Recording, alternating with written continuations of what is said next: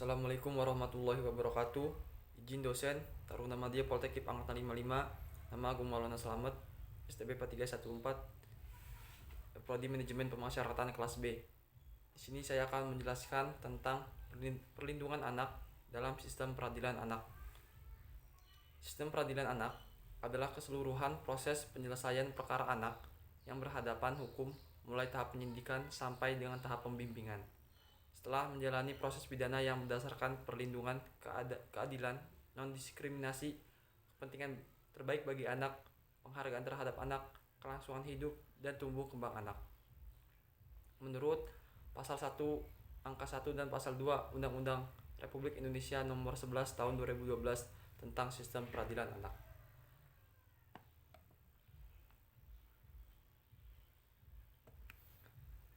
Dalam sistem peradilan pidana anak, bahwa terhadap anak yang berkonflik dengan hukum, anak yang menjadi korban, dan anak yang menjadi saksi dalam tindak pidana. Anak yang berkonflik dengan hukum adalah anak yang telah berumur 12 tahun tetapi belum berumur 18 tahun yang diduga melakukan tindak pidana. Anak yang menjadi korban adalah anak yang berumur 18 tahun yang mengalami penderitaan fisik, mental, dan atau kerugian ekonomi yang disebabkan tindak pidana.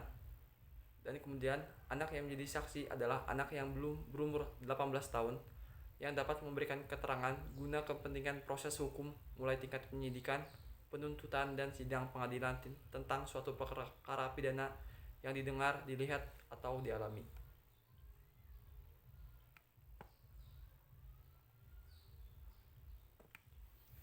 Dalam hal tindak pidana dilakukan oleh anak sebelum genap berumur 18 tahun dan diajukan ke sidang pengadilan setelah anak melampaui batas umur 18 tahun tetapi belum mencapai umur 21 tahun.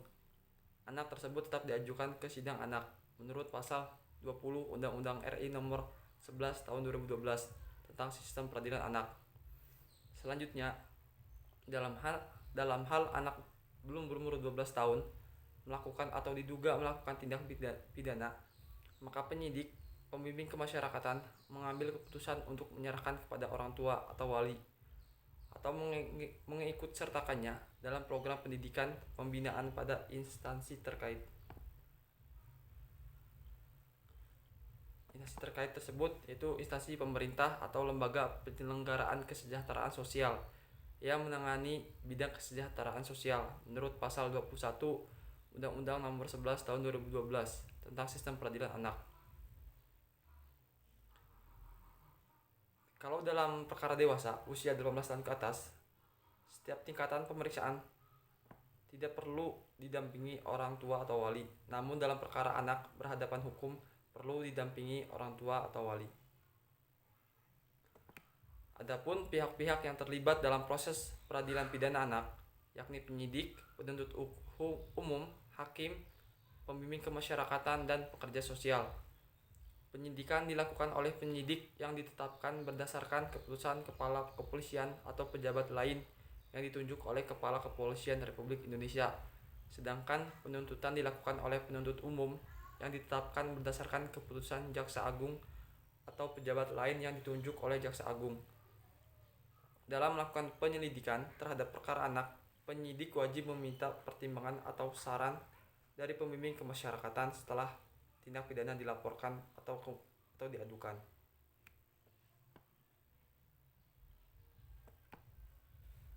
Kemudian, Balai Penelitian Kemasyarakatan wajib menyerahkan hasil penelitian kemasyarakatan paling lama 3 hari semenjak permintaan penyidik. Dalam melakukan pemeriksaan terhadap anak korban, penyidik wajib meminta laporan sosial dari pekerja sosial atau tenaga kesejahteraan sosial setelah tindak pidana dilaporkan. Selanjutnya, terhadap anak yang diajukan sebagai anak yang berkonflik dengan hukum atau ABH, pada tingkat penyidikan, penuntutan, dan pemeriksaan perkara anak di pengadilan wajib diupayakan diversi.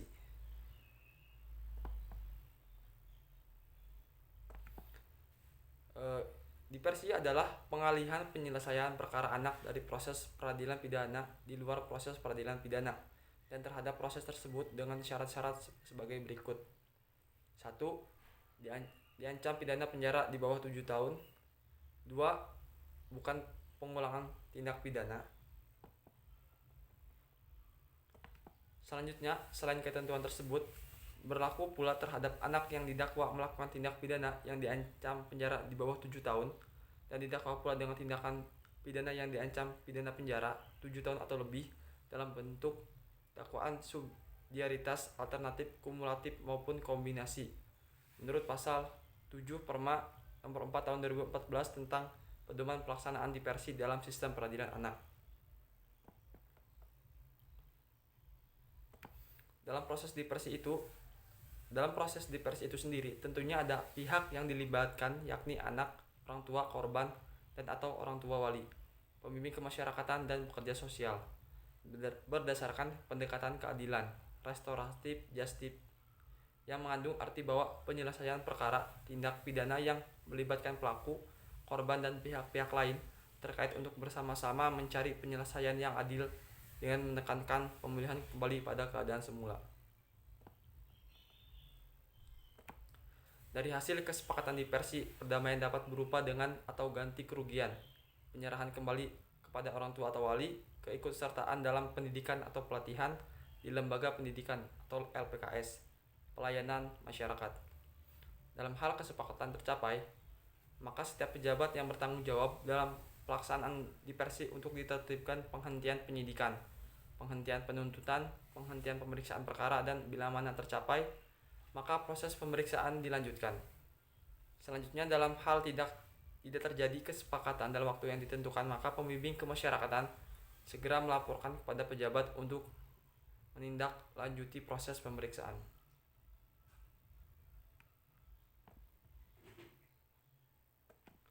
Penyidik, penuntut umum, pembimbing kemasyarakatan, dan atau pemberi bantuan hukum dan petugas lainnya dalam memeriksa perkara anak korban dan anak atau anak saksi tidak memakai toga atau atribut kedinasan. Menurut pasal 22 Undang-Undang Nomor 11 Tahun 2012 tentang Sistem Peradilan Pidana Anak.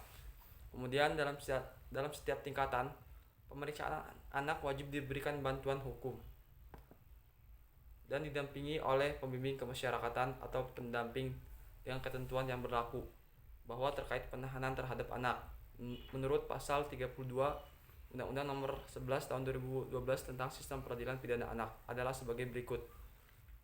1.